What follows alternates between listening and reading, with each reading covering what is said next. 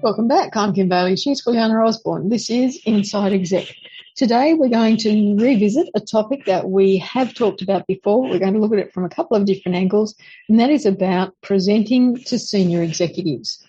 So first and foremost, obviously, we know that you're going to be nervous or have some trepidation or anxiety in the presentation itself. You've got important information that you want to impart, and we're going to look at both the physical presentation and an online presentation and some of the things that might catch you out in those situations. There could be two reasons why you're presenting. One, you've been invited in, or you asked to present because you're trying to get across a point or ask for something.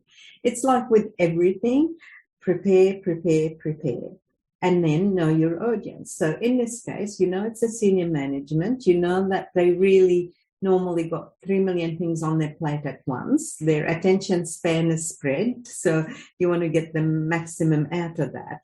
So your presentation has got to be focused on straight away coming in. Why is she in the room? Why is he in the room? So your purpose, what are you trying to do? And what's the outcome? Are you asking them to think about the concept? Are you trying to ask them to commit to funds? Are you asking approval? Or are you addressing a situation that went wrong and they're saying, we heard this went wrong and now you're doing something about fixing it and make sure it doesn't happen again.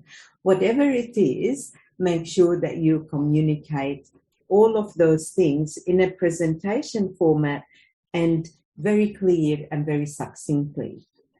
Always allow time and be prepared for questions. You could very well say questions at the end, but the reality is sometimes in those sort of situations, people want to know here and now. Welcome the interruption, be prepared, and see where they're going with the question. That will lead you to expand on a point or reduce a point because it's covered.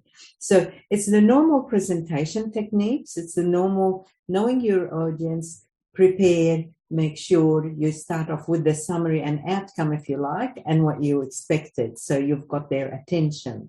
This is on the presentation. And then in a second, let's talk about whether you're in the room or virtually. Let's talk a bit more about that, and then I want to talk about what's in it for you. Quick tips for this sort of thing is know the amount of time that you've got to do your presentation before you start. So you're going to do it within a meeting of some description, or whether it's a presentation, a standalone presentation.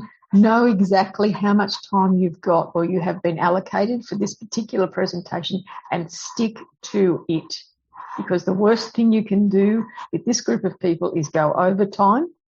You can go under time and you can say, well, that's it, and make yourself look efficient of their time and their expertise, and they might appreciate the fact that you haven't taken as much time as had been allocated to you.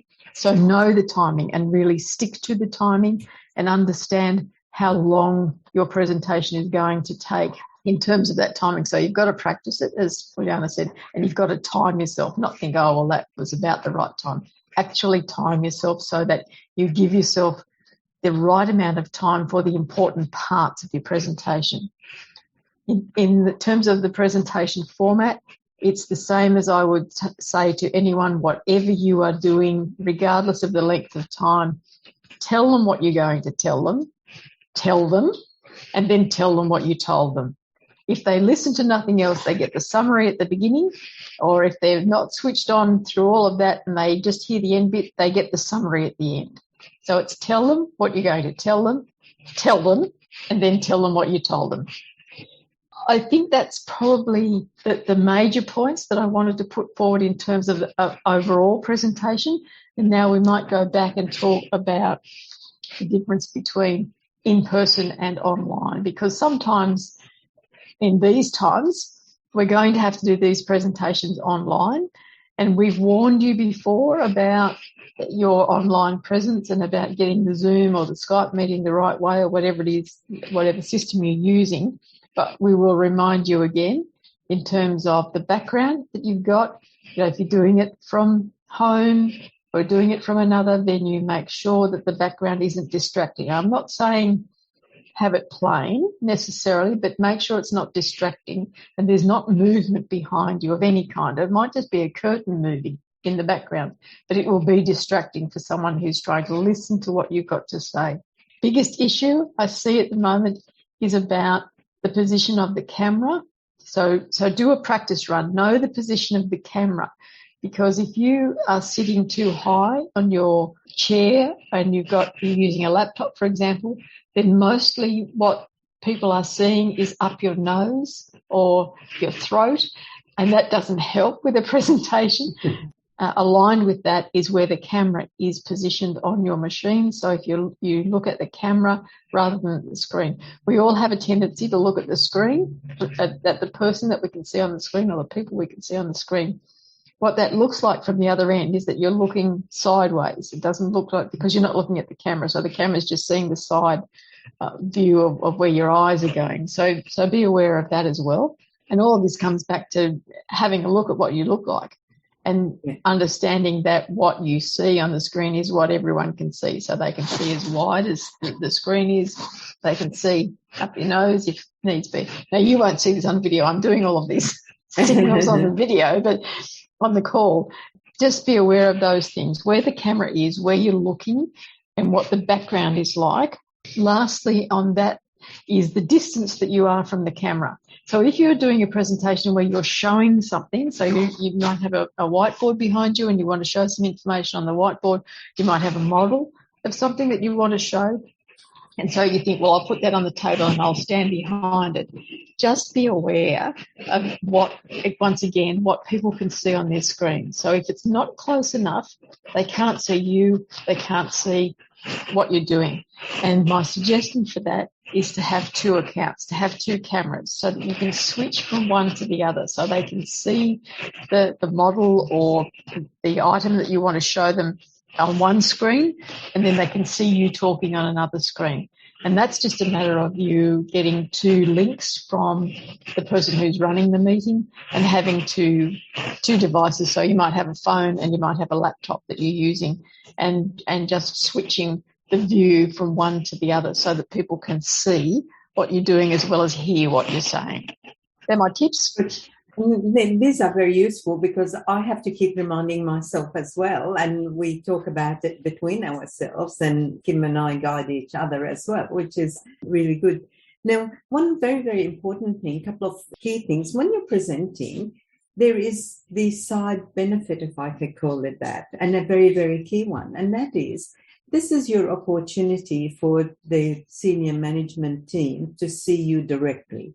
They probably know of your work, they know about your reputation, they know about your performance through other channels, but really this is an opportunity for them to get to know you and see you and your personality and all of that. So focus a bit on that, not with the view to do anything special, but be yourself, but focus about enjoy that and not just say, I'm there, I'm nervous. That aspect of it is really important. The other one that I felt I got a lot out of was more about learning from that group's reaction. It's so much to see and hear and learn, whether you're in person or on video. You could see the questions they asked, why they asked them. What did that generate? It generated a discussion. You hear the different parts of the organization's representative having a discussion about it. You end up into a strategic point being demonstrated. You end up in style. You end up in some politics even. But the main thing is that you learn how people in that environment behave, what you like, what you don't like about it, and what's your own style. So to me, it's really a great way to learn and grow about leadership, here and now thinking. How does that affect our financials? How, whatever it is we talk and we're talking about, whether it's the shareholder discussion, whether it's the staff discussion, whether it's our market discussion, you'll end up being even more informed than when you walked in the room, and so will they. because you're bringing that, you're the subject matter expert, if you like, or the area where that situation has happened. So they'll be relying on you, and they will be, learning from that. They have the opportunity to ask you questions, which should always be welcome, even if it looks like I'm questioning you. That's okay, because this is your opportunity to give the background, whether something went right or wrong, to give the full picture, and that you are in control, or you learn from it, or whatever the situation is, or you're introducing a concept that nobody's come up with. So what are the risks and what are the returns? Or you're catching up with competitors, so you're trying to get ahead of them, that sort of. The important part of that is about you recognising that you're the subject matter expert and remembering that all the way through the presentation. So you don't need to argue the point with people who are asking questions. You're the subject matter expert. Let them have their say, let them ask their questions, and be independent and non-reactionary in your responses to them. So remember that you are the subject matter expert. Always keep the group at arm's length. Don't argue the toss with them. If it looks like it's degenerating into toing and froing, then that's the job for whoever's running the committee to pull that back. It's not your job to say, well, let's not argue about it, this is the answer. You refer back to the chairman or whoever is running the committee or the meeting and say, through you, Chair, or through you, whoever it is, may I ask if the group is finished with information from me, and step away from that situation, because you don't know what might have caused that. You don't know that you're just being used as a scapegoat for some other argument that's been ongoing through the rest of the meeting. So be situationally aware, as I would always tell you to be, and remember you are the subject matter expert, and take solace in the fact that, if nothing else, you are the subject matter expert, and that you are there because they need the information from you. They can't get it any other way. So remember that you're there to provide them with all of the information they need to make their decision. That you don't have to make the decision for them, but you do need to give them all of the tools to be able to make the decision. And in saying that, don't overload them with information. So if you've got a stack of statistics or diagrams or technical jargon that you need them to have, or you think they should have to understand, get it to them before the meeting. These are the best scenario. And if you can't, present it to them after you've done your presentation, but before you leave the room. Don't give it to them before you've done the presentation if you haven't given it to them before the actual meeting, because all they'll do is they will flick through that and they won't listen to what you've got to say. So you just, at the beginning of it, you say, there is a lot of technical jargon that you need to get through. I wasn't able to get it to you before the meeting. I have brought it with me today. I'll do my presentation, and then that information is there for substantiation of the things that I'm saying. Basically, you've got to give them all the facts and they have a complete picture. That's the best thing you can do. So they make their decision based on the complete picture and all the facts, and not just part of it, or from a certain aspect or point of view of a different area of the organization. Your job is to give them everything they need completely so they can make a decision. One last thing I will suggest is that you develop a personal style for your presentations. So it might be that you decide that the best way, the way you're most comfortable in terms of you presenting information, is to start with the same phrase every time you do a presentation. And it doesn't matter. It doesn't matter that people hear that particular way of starting, because it's about you being comfortable, and that is your personal style. And so they'll get used to it, and they'll be there and they'll be saying, I wonder what date. I use a date. I always start mine with a date. So I say, I wonder what date she's going to use this time. So we'll have to be ready, because we've got to work out what the date means. So it builds some anticipation. But what it also does for you, and this is more important, is that it gives you a format that you're always going to use that lessens your nerves, that makes you comfortable about doing the presentation, because you know it's in this format. It follows this path each time, and it is reflective of you. The worst thing you can do in these situations situations is going thinking, I have to appear like I'm in the suit and tie because this is senior executives and I'll present it this way, and they'll look at you and they'll think, well, who's this person that comes into the room, because that's not the person we see at work, and why are they like that? And they're focused on why you're different to the person they know rather than the information that you're giving them. The more you take time to develop your personal style of presentation, the more comfortable you will be, and the more opportunity you have for people to listen to the information rather than worry about you. Now, I got the last say, so I'm going to finish here.